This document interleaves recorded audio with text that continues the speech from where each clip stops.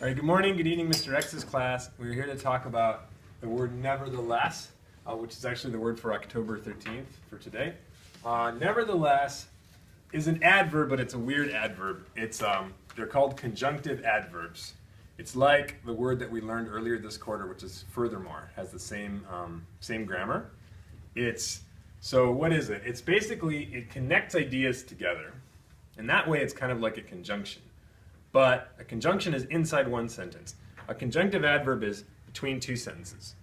Or either two sentences or you put a semicolon, a semicolon is almost like two sentences when you put a semicolon. It separates two clauses from each other. So we'll talk about what that means. So the meaning of it is despite something that you have just mentioned. So in Spanish, sin embargo can be used in the same way. And it shows contrast. So you mention something, and then the word nevertheless is like contrast, the opposite, one way or the other. So you just said something, but then you say something else. So if a kid is arguing to his or her parents, the teenager maybe could say, or the kid could say, I know that I haven't done my homework. Nevertheless, I deserve to go out this weekend because I cleaned my room and I did all the dishes. So it's often used in that kind of situation. So you say something, and then you say the opposite. So it's often so it shows contrast. It's often used to concede a point. That's what your card says. Concede a point and then respond. To concede a point means like to say, okay, you're right about this, but you're not giving up yet. You're like, okay, you're saying if you're arguing with somebody about something or trying to persuade a person, okay, you're right about what you said, but I'm still right in the bigger picture. So like, for example, as I said, yes, I didn't do my homework. Nevertheless, I deserve to go out because I cleaned my room and I did other things. And I'm a good kid. So that's opposites, right? I didn't do my homework, but I deserve to go out anyway. You can use nevertheless in that situation. Okay, and so the big thing to know about this word is how to write it in a sentence. So people use the punctuation wrong. And actually on the final exam, there's going to be a question with one of these words, nevertheless or furthermore, because you need to know the definition and how what it means, but also you need to know the correct punctuation because if you want to use the word, you should know how to use it right. Mm-hmm. So there'll be a multiple choice question on the test that has a couple of sentences with one of these words, and one has the wrong, and some of them have the wrong punctuation, and you have to know what the right punctuation is. So pay attention to the punctuation. So you can use it in two things. So it's a conjunctive adverb, not a conjunction. You can use it with a period or semicolon before it and comma after it. So over here is an example with a semicolon. This essay includes some good support for your ideas. This is, imagine a teacher is talking to a student. So nevertheless, it needs more analysis. So there's a good, which part is good? The first part, good support for your ideas. Nevertheless, it needs more analysis.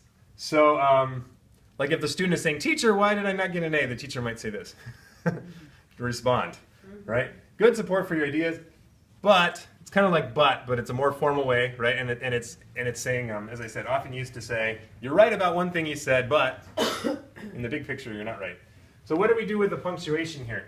We have a semicolon, punto y coma, before, and we have a comma after. So, and then on each side you have like a complete clause, like it could be a complete sentence. This essay includes some good support for your ideas, all right? And then semicolon, nevertheless, comma. It needs more analysis. So that's one way you can do it. Other way you can do it is with a period, which makes actually two sentences. So in this right here I wrote, you're right about that, period. Nevertheless, comma, you should still agree with me. That's the basic way we often use this word. So the big mistake to make is do not put a comma there. Do not put a comma before the word. Same thing with the word furthermore. People get confused because if it was a conjunction, you would put a comma there maybe, depending what kind of conjunction it is. Depending what kind it is. Actually, only for fanboys, which it's not. But anyway, it's not a conjunction, so definitely no comma. And you also cannot have nothing there. You do need punctuation. With these words, you need punctuation. You need either a period, or a semicolon before the word. Those are the most common ways that it's used. One other thing you can do, if you want to be more advanced, is you can take the word and stick it at the end. You still have the semicolon there, but like instead of putting nevertheless right here, I can put it there. So I can put semicolon. It needs more analysis, comma, nevertheless. It can go there too. I should mention that. Also correct. But if you just want to learn one correct way to do it, this is one correct way to do it. And on your test, it will be either this or this that you need to know. That's the correct way.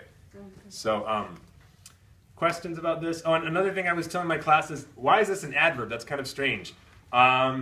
So this is a special kind of adverb, conjunctive adverb. So don't get confused by other things you may have heard about what an adverb is. This is a completely different, words like nevertheless and furthermore, and also words like then, also, however, they're a different kind of word. They are kind of adverb, but they're kind of a weird kind of adverb. So don't get stressed about what an adverb is. These words they're a special thing. What do? They connect ideas, but between two sentences, not inside one sentence. So kind of like a conjunction, but two sentences. All right, thank you very much for watching. Thanks for filming today.